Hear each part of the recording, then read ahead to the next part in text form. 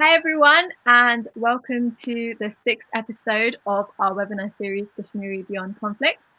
The series has been running throughout the month of October, every Thursday and Saturday at 5 p.m. British Summer Time, where we delve into the complexities of Kashmiri identity with our esteemed guests. To receive notifications and updates regarding the series, please follow our social media platforms and or register on our Eventbrite page by searching Kashmiri Beyond Conflict. Today, we will be in conversation with Dr. Nyla Ali Khan. Nyla was born in New Delhi, India. Her family is based in Jammu and Kashmir, India, and she was raised there in the Kashmir Valley, located in the foothills of the Himalayas. She is a visiting professor at Rose State College, and she is the author of 4 books, including The Fiction of Nationality in an Era of Transnationalism and Islam, Women and Violence in Kashmir Between India and Pakistan. And within that book is interspersed oral histories from women who served to defend Kashmir from invasion, women who had previously been long ignored. In May 2015, Nyla was the first Kashmiri woman to be nominated and accepted as a member of the Advisory Council for the Oklahoma Commission on the Status of Women. Khan's latest book, Sheikh Abdullah's Reflections on Kashmir, is a compendium of the speeches and interviews of Sheikh Abdullah, who reigned as Prime Minister of the state of Jammu and Kashmir from 1948 to 1953, and who was a large presence in the political landscape of India for 50 years. So, Nyla, thank you so much for joining us today. Thank you. And the first question that I would like to pose to you, that we've sort of asked all of our guests on this series, and a deliberately open question, is to you personally, what does it mean to be Kashmiri? So it's nice to meet you. I was raised in Kashmir in the 1970s and the 1980s. And I've always had a very strong sense of place. And I've always had a very strong sense of culture as well. So in the 1970s, Kashmir was more pluralistic and more inclusive than it is today. I was born and raised in a Muslim family, relatively traditional, very well educated, and I went to a Catholic school. So I had all these influences in my life which enabled me to create an inclusive hybrid identity.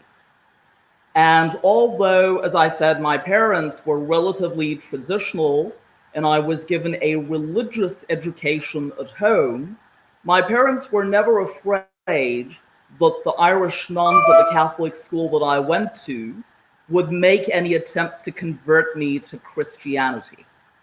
So being Kashmiri meant being secure. And we looked at the rest of the world from a position of strength, from a position of power.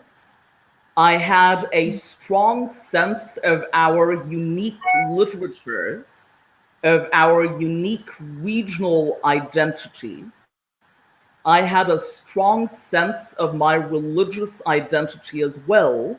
And again, the kind of Islam that I was raised in was not monolithic, but it recognized the heterogeneity of interpretations within Islamic schools of thought. And being Kashmiri also meant, as a girl back in the 70s, being politically and culturally empowered. So I recognized that although I was surrounded by a cultural discourse that was conventional, I was surrounded by traditions, but those traditions would never bog me down. On the contrary, they would enable me to lead an emancipated, enlightened life. And I knew that I would always be empowered while recognizing my responsibility to my community. And Kashmiri society back in the day was very close-knit. So I had a sense of being well protected because it was such a close-knit society. And, the kinship ties were very strong. So we looked out for one another, which again enhanced my sense of security back then. And how do you feel like that sort of changed to now then? And how you feel as a Kashmiri now?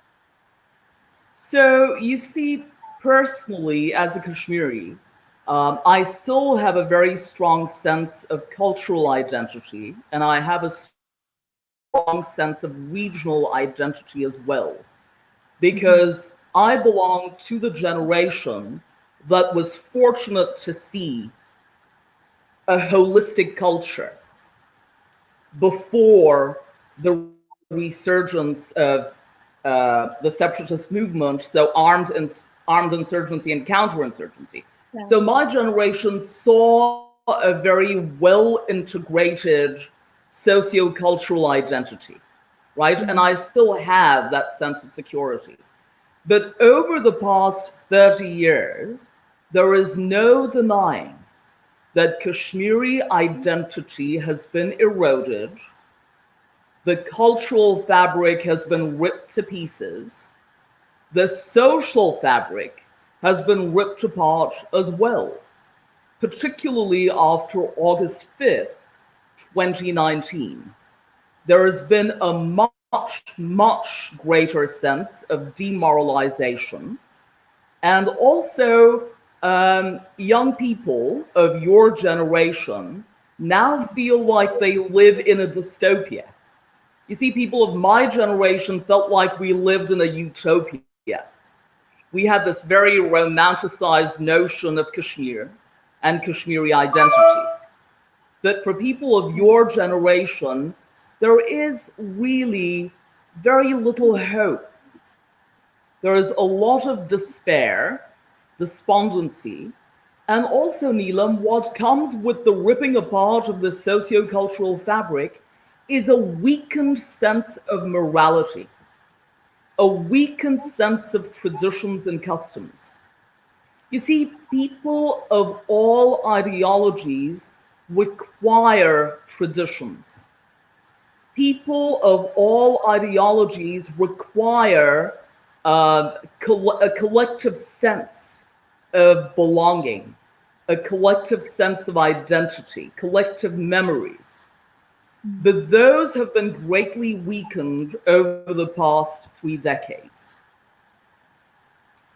Yeah, and for viewers who aren't aware, August 5th, 2019 was when the abrogation of Article 70 occurred by the Indian government towards the Indian administrative Kashmir state.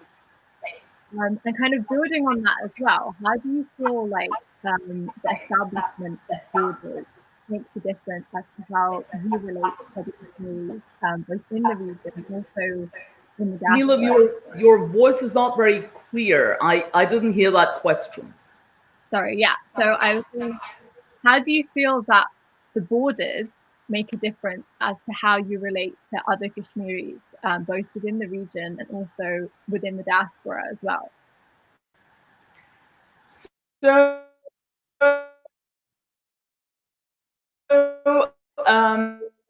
again, Neelam, over the past, Kashmiris have seen in Jammu and Kashmir is a greater sense of polarization, right? The 3 parts of Jammu and Kashmir, Jammu, the valley where I was raised, and Ladakh, over the years feel, there's been a much greater sense of regional separateness.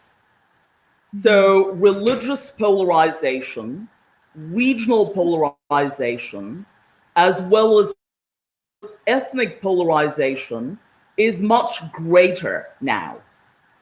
And of course, the part of our state that is in Pakistan, the part of the state that you were originally from, I have always advocated that we need to rebuild our historic linkages as well as cultural linkages with that part of our state as well. But because of the resurgence of ultra right-wing nationalisms in South Asia, in the subcontinent, borders now deeply entrenched. And for a while, travel between the part of Kashmir that I was raised in, became relatively easy. For a while, we're opening up and we're becoming porous, enabling cultural exchange, enabling more people-to-people contact, which I think was healthy.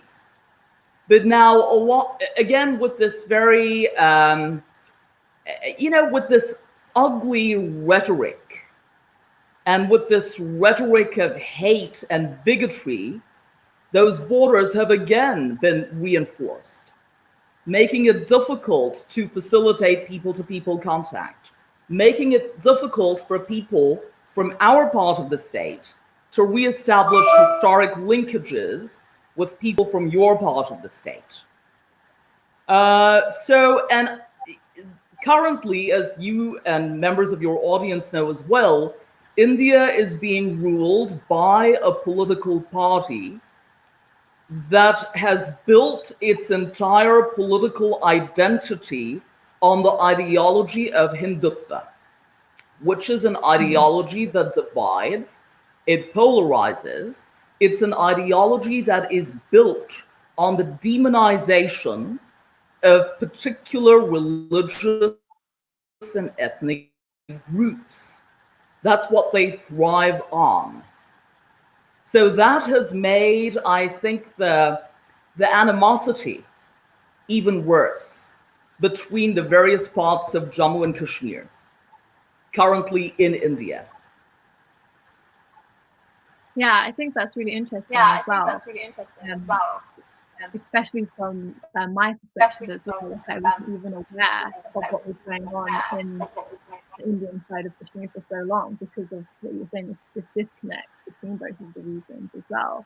Which is really I'll tell you something else, Neelam, to add to that. Because of the way Kashmir Valley was isolated after August 5th, 2019, there have been no platforms at all to forge constructive dialogue with other parts of Jammu and Kashmir. And that includes the part in Pakistan as well, right? The discourse that dominates the situation right now is militaristic. There is no attempt to talk about creating common ground between the various parts of Jammu and Kashmir as well as the various parts of the state that are in Pakistan. There is no attempt to build consensus. There is no attempt to talk about political accommodation between the various parts of the state. And I think the isolation of the Kashmir Valley, cutting that part off from the rest of the world, in the day and age of globalization, in the day and age of the internet, made the task much easier for the BJP, right? To allow militaristic discourse to burgeon, to allow the discourse of bigotry and hate to burgeon. And I guess something else as well, because a lot of your research has also focused more on Kashmiri women and their place within and their identity within this conflict. And a lot of the times we don't hear so much about Kashmiri women themselves. It's always about sort of the big male figures in Kashmir. So it would also be interesting to hear more about that as well. Yeah. So, over the past 30 years, women in Kashmir have borne the brunt of the conflict. The past 30 years, because of, the brutality, because of the brutalization of the society. Several male heads of households have been arrested. Several have been killed. Several have been taken to locations that their family members know nothing about. There are, as you know, widows in Kashmir. The other term for half widows would be grass widows. So women who have been separated from their husbands for ages. Their husbands were, not all of them were implicated in crimes.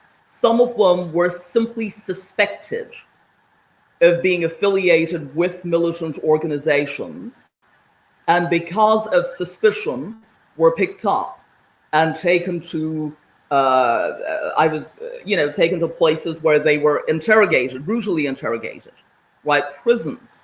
There are still thousands of Kashmiris who are locked up in jails and prisons outside Jammu and Kashmir, in other parts of the country. And because their families are not very well to do, they lack the wherewithal to travel. They're not able to travel to jails in other parts of the country to visit their loved ones. So women really have borne the brunt of the conflict. And also with militarization comes sexual abuse. Now, in Kashmiri society, it is very difficult to talk about sexual abuse because of the innate conservatism of that society. You see? So such things get swept under the rug. Domestic abuse, for instance, child abuse, sexual abuse within families, sexual abuse that military personnel have been responsible for, sexual abuse that militants have been responsible for. A lot of the time it's difficult for women to be open about such things. It's difficult for families to seek justice because they just don't want to have to face that reality. And also, we have seen changing gender identities over the past 30 years. So households that have lost their male breadwinners, in such households, women have had to assume that task of taking care of the rest of the family, of putting bread on the table. So we've seen those shifting gender roles as well. Now, in my book, Islam, Women and Violence in Kashmir, I chose to look at the political empowerment of Kashmiri women that came about in the 1930s and the 1940s.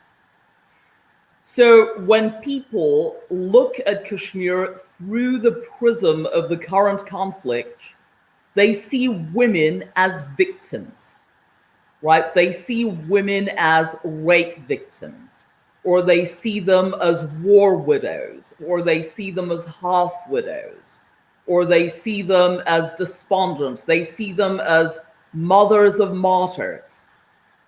Those are the pigeonholes into which Kashmiri women have been put.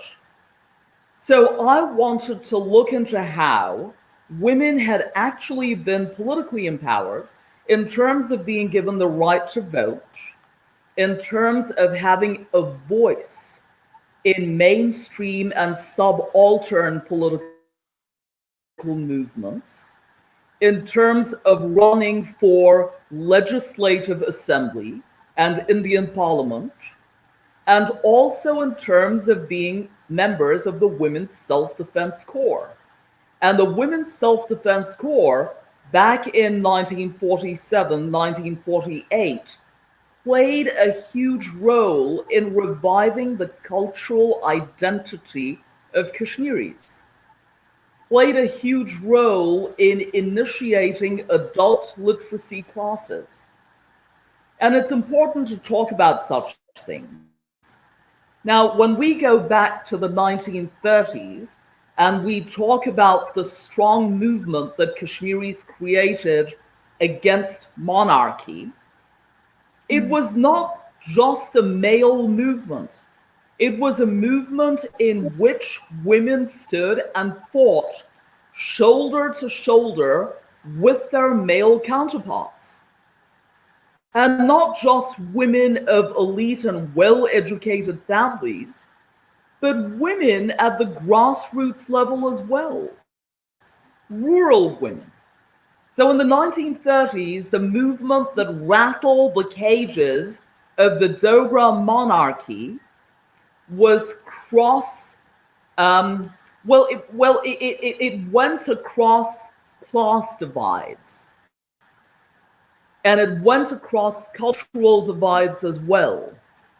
And again, the movement in 1947, the Women's Self-Defense Corps, the resurgence of our cultural identity, the rebuilding of our social fabric, women across class divides were involved in that movement. So I thought it was important to delve into those very significant roles that women had played. Right? Women were not circumscribed by a monolithic cultural discourse. Women were not circumscribed by political authoritarianism. And as you know, and probably your viewers know as well, Jammu and Kashmir was one of the first places in what was then called the Indian subcontinent. Now the politically correct term is South Asia. So Jammu and Kashmir was one of the first places to have its own constitution. A constitution that was very well drafted, that borrowed from the American Constitution, that gave rights to not just male state subjects, but to women state subjects as well. Women that rights that women in other parts of South Asia still don't have. So the Constitution of Jammu and Kashmir, which was revoked by the federal government of India on 5th August 2019, that constitution gave the right of free education up to the university level to not just male state subjects, but to women state subjects as well, which the Constitution of India still doesn't give to its citizens. So we have these very emancipatory documents. We have these very liberatory documents. And the rights of women, their children, adult franchise that included women as well, that existed in Kashmir in the 1940s. So I'm very proud to come from a place that did not subjugate women politically. You see, culturally, Neelam, I think all of us still have a long way to go when it comes to women's empowerment. All of us. And I'm talking not just about developing societies, but developed societies as well. So you see, in Oklahoma, as a member of the Oklahoma Commission on the Status of Women, I'm very aware of the high rate of domestic abuse, domestic violence in the United States of America. I'm very aware of how much of an epidemic human trafficking is. And victims of human trafficking are women as well as men, right? But predominantly women. So we still have a long way to go when it comes to cultural empowerment. But political rights were given to Kashmiri women a long time ago. And again, as I said, society recognized the heterogeneity of traditions. We recognize the heterogeneity of interpretations of Islam, of the four schools of thought. So it wasn't just one way of looking at things or one way of living. Right? Yeah. I think that's really interesting as well. I didn't know as well in terms of the constitutions and things like that. And obviously that was from looking in that specific period of time. How do you feel like that, from that sort of analysis you done in the 40s and 30s, how do you think that's translated to now a sort of modern day Kashmiri woman in the region, and how that's affected her and like her identity as well. Yeah, so as I said, I think all of us have a long way to go when it comes to culturally empowering women. Yeah. So, and culture, I would like to emphasize, cannot be conflated with religion. The reason I'm pointing this out is because I have colleagues in the West who do research on societies, Muslim societies in India, Muslim societies in Pakistan. And when they study cultural traditions and customs, they conflate them with Islam. And they assume that Islam sanctions regressive traditions, right? So I think that kind of observation needs to be questioned. And we need to remind such scholars that there is a line of demarcation between culture and tradition. So some of the regressive cultural traditions that we see in South Asia, in both India and Pakistan, in Kashmir, some of those are pre-Islamic, right? And they've been perpetuated over the years. And I'm sure you will find some examples in your part of Jammu and Kashmir as well of such regressive customs that predate Islam, right? Yeah. So yeah, like go ahead. growing up as well, there was a lot of sort of things that you grow up believing are part of Islam, but then later you're like, oh no, that was just our culture, but we're made to believe that it's one and the same. So yeah, I really understand. So some of those customs and traditions exist in our part of Jammu and Kashmir as well. And I think even today, the onus of making a marriage work lies on the woman. You know, so even today, if someone has marital problems or if someone has a roller coaster marriage, the blame is placed on a woman and the onus is on her to make it work. Yeah. The onus lies on the woman to pass cultural traditions from one generation to the next. So I think even today, the woman is viewed as the repository of culture and tradition. And it is her job to make sure that that tradition is passed down to her progeny. And you know, Neelam, I've noticed that in such situations, women are placed on a pedestal that you are the ones to teach your children about tradition and culture. They're placed on a pedestal that also their ambitions, their unique ambitions, and their unique aspirations get relegated to the background. And I see that happening even today. So, on the one hand, placing women on a pedestal glorifies them, iconicizes them, but that glorification can be restricting. Yeah, 100%. Sort of just limiting them to just fit that specific Does role. that make sense? Yeah, 100%. I've felt that a lot as well. It's in terms Absolutely, because in that case, being too educated, and a woman being too educated in South Asia is always seen as a very negative thing as well.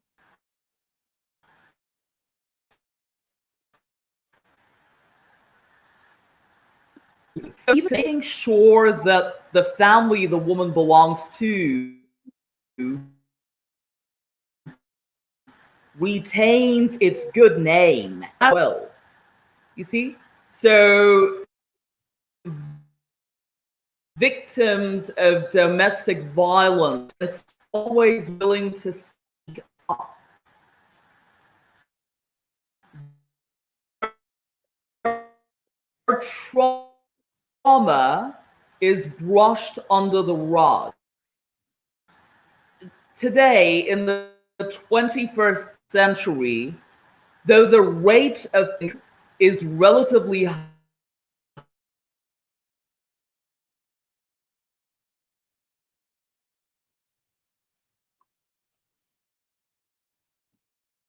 I just think we're having some connection issues.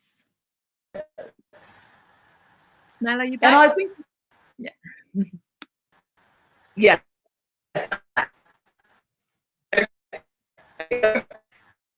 So even though in the 21st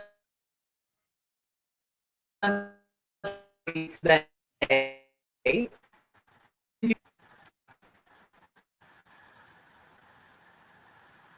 can you hear me?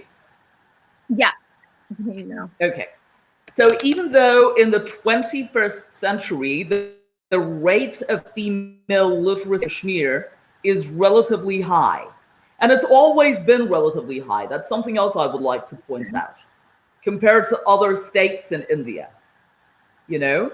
And the rate of female professionalization is relatively high as well. But I think the most problematic thing that I see today is an attempt to homogenize the Kashmiri woman. Right. So, an attempt to relegate diversity in Kashmiri society and culture to the background.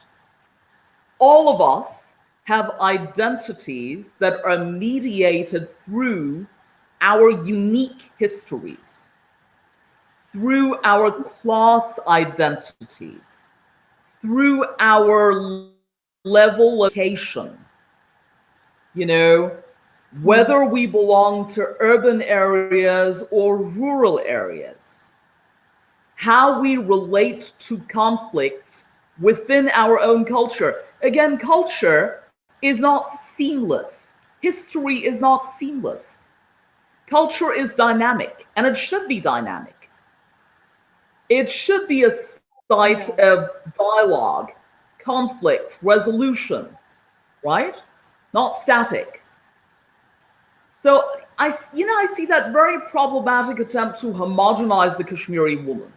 That every Kashmiri woman should think a certain way and look a certain way and conform to a particular ideology. I think there was a lot more. I think there was a lot more diversity while I was growing up in the 1970s and the 1980s than I see today. More in recent times, is what you'd say. And I think, you know, the rise of right-wing movements globally, that rise has impacted Kashmir as well. Yeah. That's really interesting as well. And I think sort of building up on that as well, how, I guess more on a personal level now, how do you feel like the conflict itself has shaped your identity? That's a very good question. So, you know, Neelam, the conflict has strengthened my sense of place, definitely. I have a much stronger sense of place. I have a much stronger sense of responsibility of maintaining my cultural identity. And through my writings and through my academic work, I have been able to interrogate various political discourses that have ruled the roost in Kashmir for a long time. So I think I'm a lot more resistant to any attempt to stereotype me as a Kashmiri Muslim woman. I'm a lot more resistant to any attempt to place me within a pigeonhole as a Kashmiri Muslim woman. And I recognize that all of us need to have a sense of cultural traditions. You know, this is where people on the left go wrong. People on the left assume that culture is always about dominance. Well, it's not. Culture is not always about power and dominance. all of us need codes. All of us need a collective sense of belonging. So I think the conflict has given me a greater sense of belonging. And also, as I said, resistance to homogenization. So that way, yeah. And we'll talk more about this as we go on. Yeah, that's great. And also, what aspects of Kashmiri culture do you feel like you most identify with or sort of held on to the most over the years as well? I think the aspects of Kashmiri culture that I most identify with is strong kinship ties. So every time I go to Kashmir, and I go there every year, sometimes twice a year, I have, my morale is always bolstered by the moral support that I see all around me. And this very strong sense of linguistic identity. We are one people. We belong to a certain region.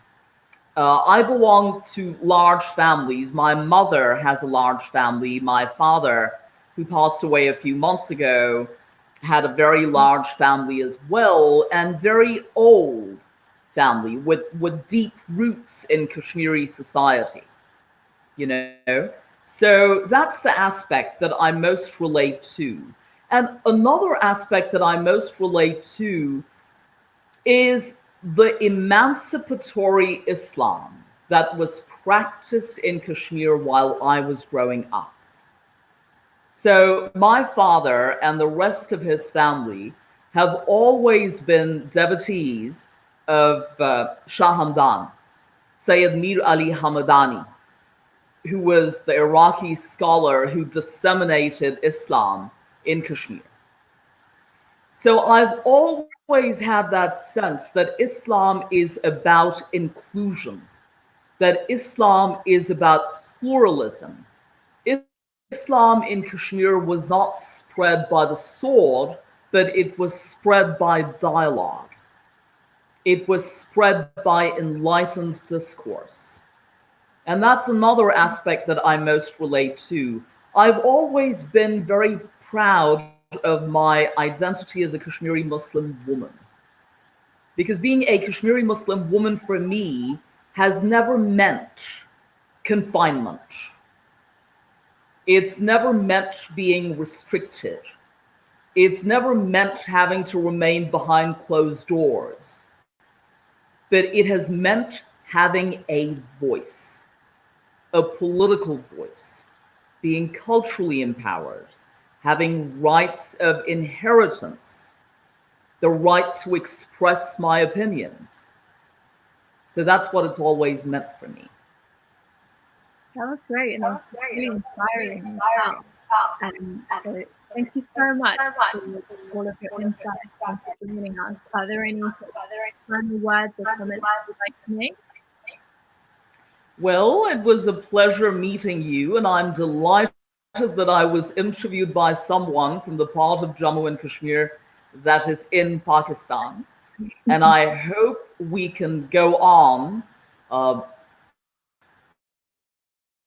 The people in Kashmir, of every region, of every province, I hope we can go on to build common ground. I hope all of us can facilitate consensus building exercises and dialogue as well. And I hope we are able to build on our commonalities while relegating our differences to the background. And I hope that your generation, at least, and every succeeding generation after that, lives in harmony and prosperity for every single Kashmiri. Thank you. And thank you so much for joining us and giving us your incredible insights. And also thank you to our audience for watching. Our next episode will be on Thursday at the same time, where we will be in conversation with politician Mr. Shaukat Ali Kashmiri. Thank you again from Identity International.